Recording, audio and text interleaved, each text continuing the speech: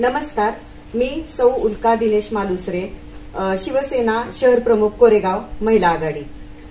जागतिक महिला दिनाच्या सर्वप्रथम सर्व भगिनींना माझ्याकडून मनापासून हार्दिक हार्दिक शुभेच्छा। आज या खटाव तालुक्यात एक वडी औंध ते पुसेसावळी रोडवर एक वडी गाव आहे आणि या गावामध्ये एक चुलीवरचा वडापाव ज्योतिर्लिंग चुलीवरचा वडापाव व रसवंती गृह आहे।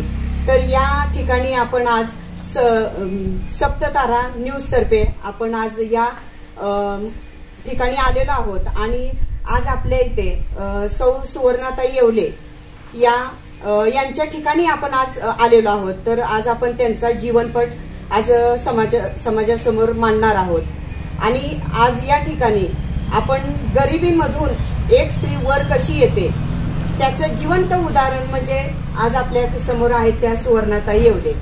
नमस्कार ताई। नमस्कार, मी सौ सुवर्णा दिलीप येवले।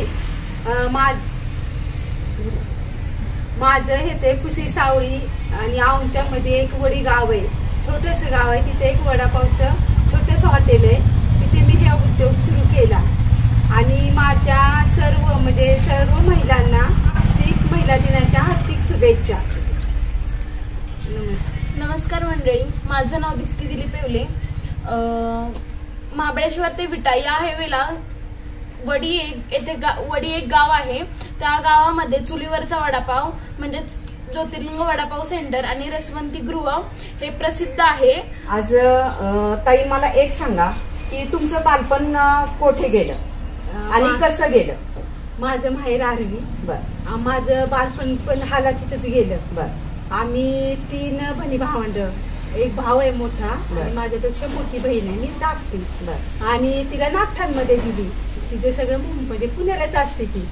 भाऊ माझं लग्न व्हायच्या आधी 2 वर्ष मिलिटरीत नोकरी लागला, तेव्हापासून थोडं सुधारलं, पण आमचं बालपण लय हालातीचं गेलं, नाही जेवाय भेटलं नाही नीट काय भेटलं। मग लग्न माझं 2000 मध्ये झालं। मग इकडं आल्यावर पण तेच परिस्थिती, पण एवढी बिकट नव्हती परिस्थिती, बऱ्यापैकी होती। मग 2000 मध्ये लग्न झालं माझं, तेव्हापासून एक छोटीशी विहीर होती। मग तिला आम्ही खर्च घातला, तिथं पाणस्थळ केलं, तरी पण एवढं बाकी थोडं झालेलं गेलं, मग एवढं पुरवठी पडलं नव्हतं ना। मग ह्यानी कुठं घराच्या कामावर जा, पाणी मार, गवंड्याच्या हाताखाली मी खूप कष्ट केलं, दोघांनी पण केलं। मग माझी मुलगी आता ह्याला आहे, मुली झाल्या आणि एक मुलगा। आता मोठी मुलगी माझी MSc लातूरला करते, 2 नंबरची DY पाटीलला MCOM करते आणि 3 नंबरची मुलगी कराडला कॅम्प्युटर सायन्सला 12वीला, तर तिचा पेपर चालू आहे। 4 नंबरचे ती 9वीला आहे आणि मुलगा 5वा आहे, 4वीच्या 5चा, तो 5वीला आहे आता।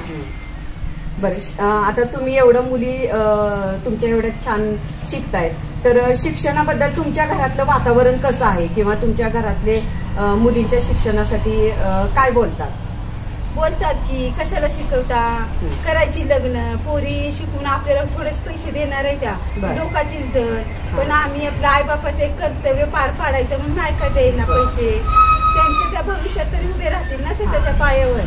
त्यामुळं आम्ही जगाकडे लक्ष देत नाही अजिबात, कुणी काय बोललं ना, पण आमच्या नवरा बायकोचा ठाम निर्णय, पोरी नोकरी लावल्याशिवाय लग्न करणारच नाही। आज आपण आता तुमच्या मुख्य व्यवसायाकडे वळणार आहोत।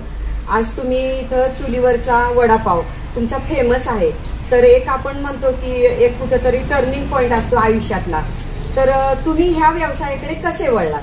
पहिली रसवंती होती आमची, मग रसवंती बंद झाल्यानंतर करायचं काय म्हणून आमचं हे म्हटलं आपण एक वडापावचं सुरू करू। मग सुरू करताना पण लय अडचणी आणल्या आम्हाला।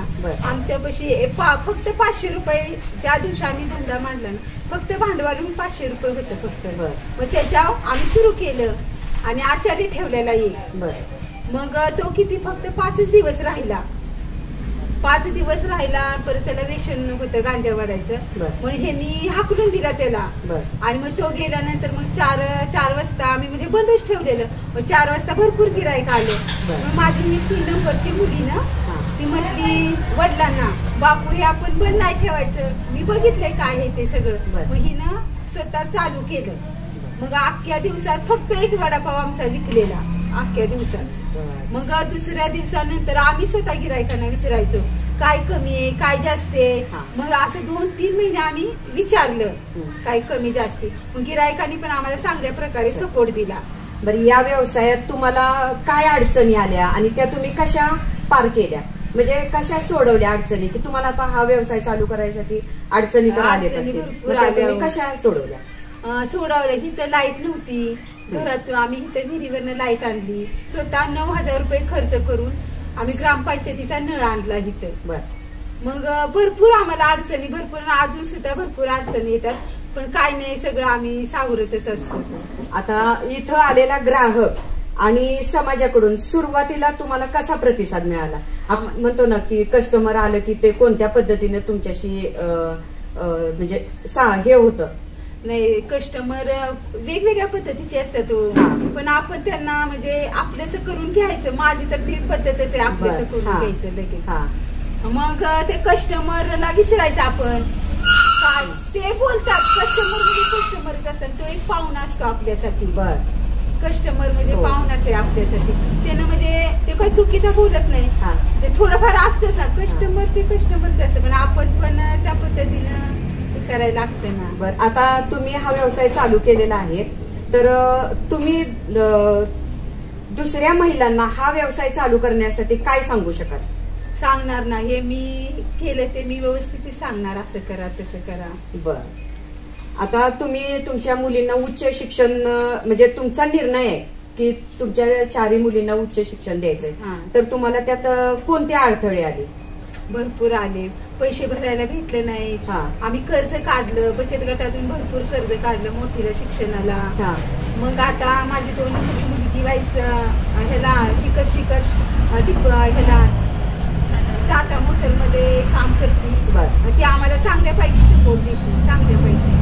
आता घरी म्हणा किंवा इथला आर्थिक परिस्थिती हाताळताना किंवा शिक्षणाचा खर्च भागवताना, म्हणजे तो तुम्ही कसा भागवता? मग तुम्हाला हे सगळं मॅनेज होतं का? मॅनेज होतं आम्हाला हे सगळं. मग ह्याच्यात काय तुम्हाला अडचणी येतात? म्हणजे तुमचं एवढं हा धंदा होतो का, वडापावचा धंदा होतो आमचा? मग त्यातून तुमचं भागतं का सगळं? आमचं भागतं का तुम्हाला काय असं घ्यावे लागतात वगैरे? आणि आता मला एक सांगा, मुलींच्या शिक्षणामुळे तुमच्या कुटुंबात काय बदल होईल? की आपण म्हणतो ना मुलगी शिकली प्रगती झाली, तर आता तुमच्या ह्या 4 मुली आहेत, तर तुम्हाला काय वाटतं की ह्या मुली शिकल्यानंतर तुमच्या आयुष्यात काय बदल होईल? भरपूर काय बदल होईल, कारण मी केलं ते माझ्या मुलींना नाही करून देणार. भरपूर बदल होईल. होय. मुलींनी स्वावलंबी बनण्यासाठी तुम्ही काय सांगाल मुलींना की स्वतःच्या पायावर उभं राहिलं पाहिजे? मग तुमच्याकडनं तुम्ही टिप्स किंवा तुमच्या काय मुलींना काय सांगाल की स्वावलंबी झालं पाहिजे, त्यासाठी काय सांगाल तुम्ही? सांगणार ना, स्वतःच्या पायावर उभं राहायचं, ते सांगणार की. तुम्ही तुमच्या घरात मुलींना कसं सांगता, म्हणजे काय असं झालं पाहिजे तसं झालं पाहिजे? एक आई मुलींना खूप स्ट्रिक्ट हे करत असते, कारण आज समाजात वातावरण चांगलं नाहीये. मग आज तुम्हाला थोडंसं टेन्शन येतं का की आपल्या 4 मुली आहेत, मुलगी बाहेर जाते किंवा असं काय वाटतं का? काहीच नाही, माझ्या मुली एकदम वाघिणी सारख्या येत्या, अजिबात टेन्शन नाही. एवढ्या बाहेर शिकतात ना माझ्या मुली, पण खूप वाघिणी सारखे त्या 2 देणार आणि पण 2 घेणार, पण अशाच माझ्या मुली. म्हणजे स्ट्रॉंग आहेत मुली, स्ट्रॉंग आहेत माझ्या. हेच की तुम्ही मुलींना स्ट्रॉंग बनवले. तुम्हाला असं वाटतं का की ह्या व्यवसायात महिलांनी यावं प्रत्येकीने यावं असं वाटतं? म्हणजे आता तुमच्यासारख्या म्हणजे सामान्य कुटुंबातून आलेली महिला जर स्वतःच्या पायावर उभं राहायचं असेल तिला, तर तुम्ही सांगू शकताय का की ह्या व्यवसायात ह्या व्यवसायात म्हणजे पैसा आहे? बोला. सांगणार ना, व्यवसायात पैसा भरपूर आहे आणि पण कष्ट पण भरपूर आहे. त्याला रात कळत नाही, त्याला दिवस कळत नाही. सकाळचे 4:30ला उठावं लागतं, संध्याकाळी 11 वाजता झोपायचं. खूप कष्ट असते, पैसा भरपूर आहे ह्याच्यात. तुम्हाला काय वाटतं की ह्या व्यवसायातून काय शिकावं महिलांनी? म्हणजे आता तुमच्याकडनं बघून इतर महिलांनी काय शिकावं असं तुम्हाला वाटतं? ह्या व्यवसायात भरपूर काय आहे. चुका भाकरी केली पर्यंत मोठ्या महिलेने एखाद्या त्याच्यात सुद्धा पैसा आहे भरपूर काय आहे म्हणजे मी प्रत्येकीला सांगत असते महिलांना तुम्ही हे करा तुम्ही ते करा. दीप्ती मला एक सांगतो आता की या प्रवासातून तुमच्या म्हणजे फॅमिलीच्या प्रवासातून इतर महिलांनी काय शिकावं असं तुला वाटतं? पहिली गोष्ट महिलांनी हे स्वतःच्या पायावरती उभं राहिलं पाहिजे. कारण ह्या काळाची गरज आहे की महिला स्वतःच्या पायावर उभी असली पाहिजे. आपण टीव्हीला बघतो किंवा न्यूजला आपण बघतो की प्रत्येक महिला ही पायलट म्हणा, रेल्वे पोलीस म्हणा, रेल्वे चालक म्हणा, अशा प्रत्येक क्षेत्रात आहे. गावाकडच्या महिलांनी पण हे असं खांद्याला खांदा लावून चालणं किंवा निबरगट्ट राहणं हे असलं पाहिजे. ह्या काळाची गरज आहे आता सध्याच्या. आता महिलांनी स्वतःच्या पायावर उभं राहण्यासाठी काय केलं पाहिजे असं वाटतं तुला? आधी महिलांनी स्वतःच्या पायावरती उभं राहण्यासाठी स्वतःवर विश्वास ठेवला पाहिजे की हे आपण करू शकतो. ते आपण करू शकतो म्हणल्यास ते आपण आपला आपोआपच होतं ते की आपण म्हणलं पाहिजे की आपण हे केलंच पाहिजे. किंवा स्वतःचा एखादा व्यवसाय म्हणा किंवा घरगुती पद्धतीने कोणताही व्यवसाय असला तरी चालेल, फक्त महिलांनी तो स्वतःहून पुढाकार घेऊन केला पाहिजे एवढंच इच्छा पाहिजे. आता सरकारकडून किंवा समाजाकडून महिलांसाठी आणखी कोणत्या सुविधा ह्या मिळाव्यात असं तुला वाटतं? पहिल्यांदा आमची एक रोड टच जागा होती म्हणून आम्ही एक छोटंसं हॉटेल उभं केलं. बट असं नाही ना की प्रत्येक महिलांची रोड टच जागा असेल किंवा काय. मग त्या शासनाने महिलांना अनुदान तर दिलं पाहिजे, जसं की जागा असेल किंवा पाण्याची सोय, वीज निर्मिती, असं थोडं थोडं काहीतरी केलं पाहिजे शासनाने. आता तुमच्या या व्यवसायातून भविष्यात काय स्वप्न आहेत तुमच्या दोघे? म्हणजे मला सांगा ते की स्वप्न काय आहेत की तुमचं हे जे हा व्यवसाय आहे तो मोठ्या प्रमाणात कसा चालला पाहिजे, असं काय स्वप्न आहे तुमचं? 2023 मध्ये ज्यावेळेस चालू केला त्यावेळेस फक्त एक वडापाव विकला होता. आज आमचे 450 ते 500 वडापाव विकतायत रोजचे. मग भविष्यात ह्या छोट्याशा हॉटेलचं मोठं हॉटेल झालं पाहिजे ह्याचे प्रयत्न आतापासूनचे आमचे चालू आहेत आणि ते पूर्ण होतील ह्याची गॅरंटी मी देऊ शकते. बरं ताई, मला एक सांगा, आता तुम्ही सांगा ताई की मुली, तुम्हाला 4 मुली आहेत आणि 1 मुलगा आहे, तर तुम्हाला मुलींच्या भविष्याबद्दल काय तुमचं काय म्हणणं आहे? भविष्याबद्दल मुलींनी मोठं व्हावं, नोकरी स्वतःच्या पाय उभं राहावं, हीच फक्त माझी अपेक्षा आहे. म्हणजे तुमचं म्हणणं आहे की मुलींनी सगळ्यांनी चांगल्या चांगल्या पदावर नोकरी करावी. आता असा कोणता संदेश तुम्ही बाहेरील महिलांना द्याल की तुमच्या या व्यवसायाचं मार्गदर्शन त्या महिलांनी घ्यावं म्हणून काय संदेश द्याल तुम्ही? पहिल्यांदा महिलांनी व्यवसाय क्षेत्राचं थोडंसं ज्ञान बाळगलं पाहिजे. कारण की व्यवसायाचं ज्ञान असल्याशिवाय काही आपण करू शकत नाही. थोडं तरी ज्ञान असलं तरी आपण छोटा व्यवसाय हा मोठा होण्याचा प्रयत्न करत असतो. मग ते महिलांनी बारकाईनं थोडंसं लक्ष देऊन व्यवसाय तर केलाच पाहिजे. जसं की घरकाम म्हणजे लोणचं, पापड काही असू शकतं किंवा मशीन क्लास वगैरे असं काही पण करू शकतात. फक्त स्वतःच्या पायावरती त्यांनी केलं पाहिजे. आज जसं आम्ही व्यवसाय करतोय तसं बाकीच्या महिलांनी व्यवसाय केले पाहिजेत आणि गावाकडची लोकही सुधारली पाहिजेत असं वाटतं. किती छान संदेश आहे हा दीदीने दिलेला आपल्यासाठी. महिलांनी स्वतःसाठी एक स्वप्न उराशी बाळगलं पाहिजे, हे किती महत्वाचं आहे. महिलांनी हे स्वप्न तर पाहिलंच पाहिजे, कारण की आजच्या काळात महिलांची या देशाला भरपूर गरज आहे. कारण की सिटीत आपण बऱ्याचशा घटना वगैरे काहीतरी बघतो, पण गावाकडची स्त्री अशी नाही की त्या घटनेला भिवून राहिलेली आहे. गावाकडची प्रत्येक स्त्री हे गावाकडच्या महिलांनी पहिल्यांदा सक्षम झालं पाहिजे. कारण की बिझनेस हा अशी गोष्ट आहे की जो बिझनेस करतोय तो फोकसनी करावा. आज समजा हॉटेल टाकले, दुसऱ्या दिवशी कपड्याचं दुकान टाकले, तिसऱ्या दिवशी दुसराच व्यवसाय करतोय, अशा ह्या व्यवसायात यश कधीही मिळत नाही. जो व्यवसाय करेल तो स्वतःहून आणि मनापासून केला पाहिजे, फोकस देऊन केला पाहिजे. कारण की एकच व्यवसाय करावा.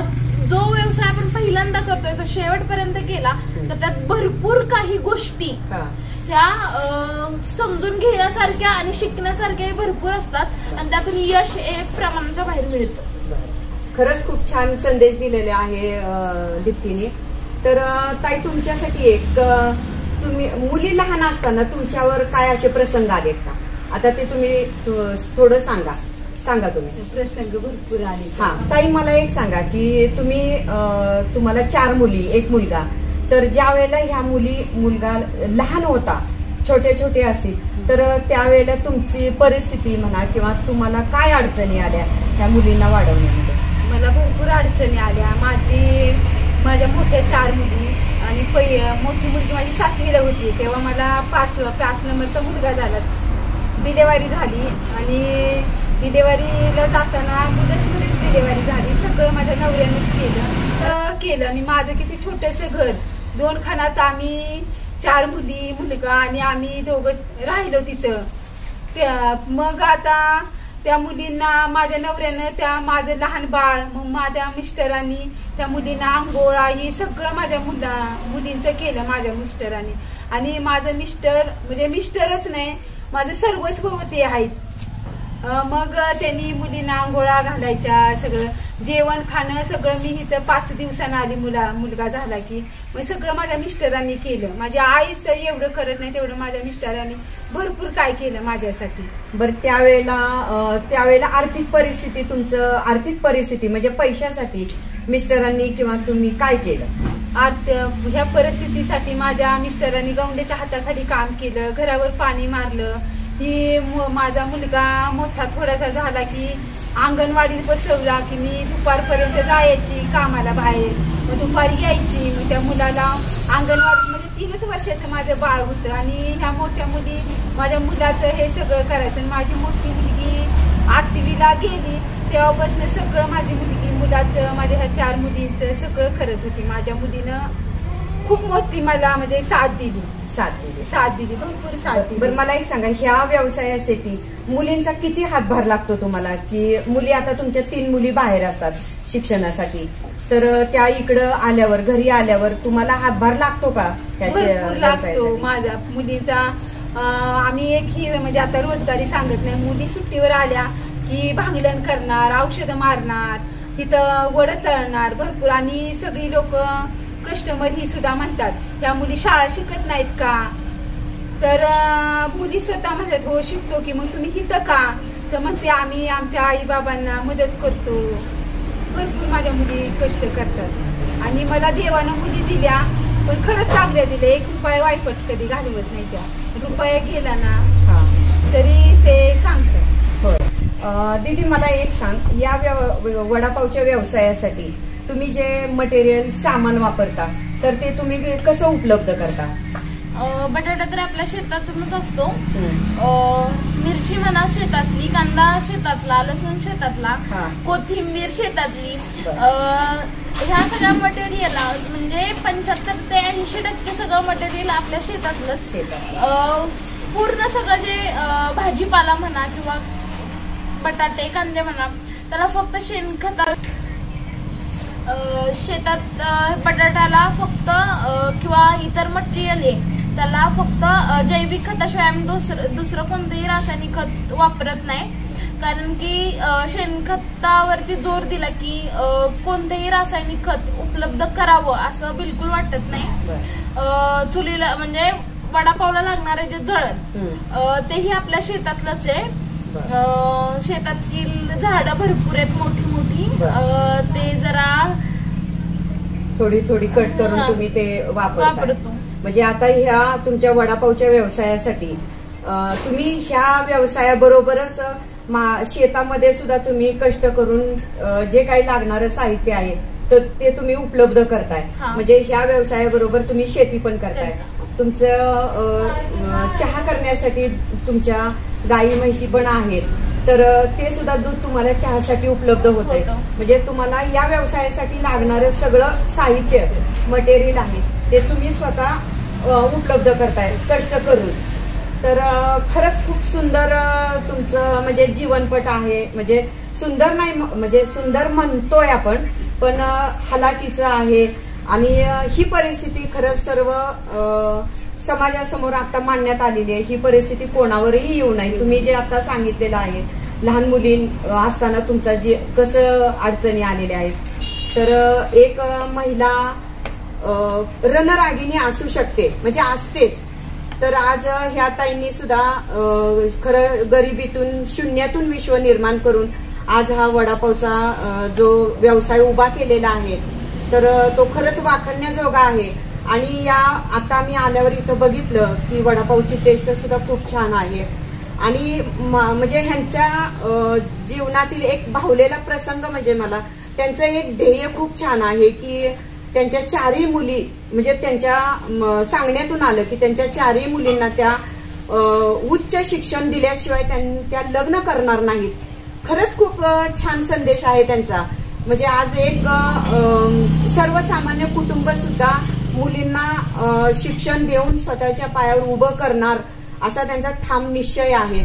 तर हे खरं समाजातील महिलांनी घेण्यासारखं आहे हा संदेश त्यांचा. आणि आज त्यांचं या वडी गावामध्ये आपण आलेलो आहोत. सप्ततारा न्यूज तर्फे त्यांनी म्हणजे सप्ततारा न्यूजला त्यांनी जे हे त्यांचा जीवनपट सांगितलेला आहे, खरंच त्यासाठी ताई तुमचं खूप धन्यवाद, मनापासून धन्यवाद. आज वडी गावामध्ये हे ज्योतिर्लिंग वडापाव आणि रसवंतीगृह आहे. तर त्या ठिकाणी सप्ततारा न्यूज कडून आज आपल्या सौ सुवर्णाताई येवले यांचा आपण जीवनपट पाहिलेला आहे. तर आज सप्ततारा न्यूज कडून भारतीय संस्कृतीप्रमाणे आज आपण त्यांना सप्ततारा न्यूज तर्फे एक छोटीशी भेट देत आहोत. त्याचा त्यांनी स्वीकार करावा.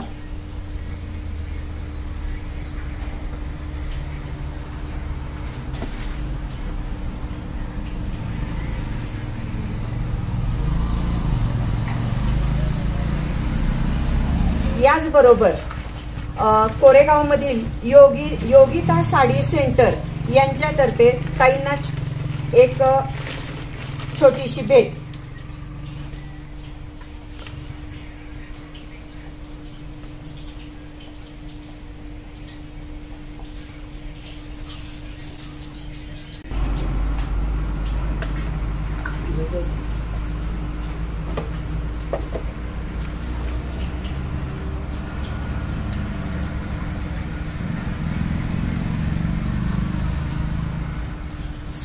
घाटमाता येथून 2 किलोमीटरवर व पुसे सावळी मार्गे 4 किलोमीटरवर हे ज्योतिर्लिंग चुलीवरचा वडापाव आणि रसवंतीगृह आहे.